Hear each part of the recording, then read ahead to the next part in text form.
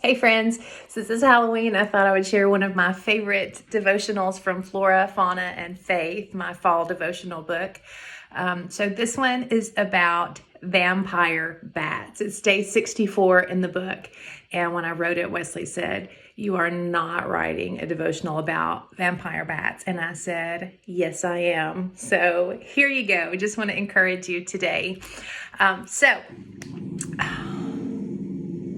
All right, Pepper, hush up. All right, let's try this again. Pepper's on guard at the window beside me, so hopefully she'll stay quiet. So let's talk about vampire bats. Their primary cuisine is, you guessed it, blood. They prefer large animals like cows and horses, but they'll also settle for chicken. I guess everybody likes chicken, but obviously their hosts don't really enjoy that partnership, and so it can be hard for the vampire bats to find nutrition. So, but they're very small, so they have to eat at least every 48 hours or they will die. So they have developed a fascinating adaptation that equips them to get all the nutrients that they need. And I found this absolutely fascinating. They form complex social bonds similar to what we would call friendship. And they start out with low risk behaviors. They're kind of testing the waters with one another. And they'll do small things like grooming one another. They'll, pick out the bugs and brush each other's fur. And once they start to build a little bit of trust with that, then they'll move on to sharing small amounts of blood. And Wesley told me that I can't go into detail about how that happens. So you'll have to look that up on your own. It's kind of gross.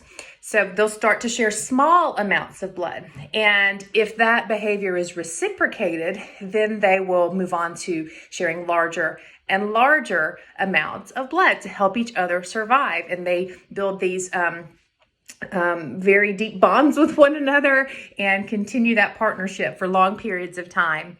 So I found that fascinating and really, especially because we as humans often struggle so much with that behavior. We often, from the time of toddlers all the way into adulthood, we struggle to share our resources. And so I want to share a passage from 1 Timothy.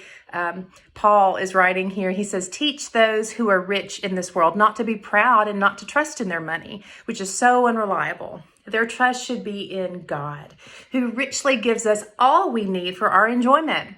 Tell them to use their money to do good.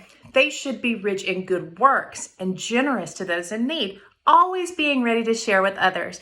But doing this, they will be storing up their treasure as a good foundation for the future so that they may experience true life." And that's 1 Timothy 6:17 through 19.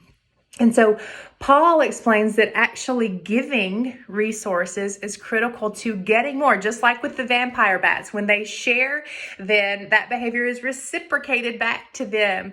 And Paul is teaching, just as Jesus teaches and other passages in the Bible teach, that when we give, we are blessed in return.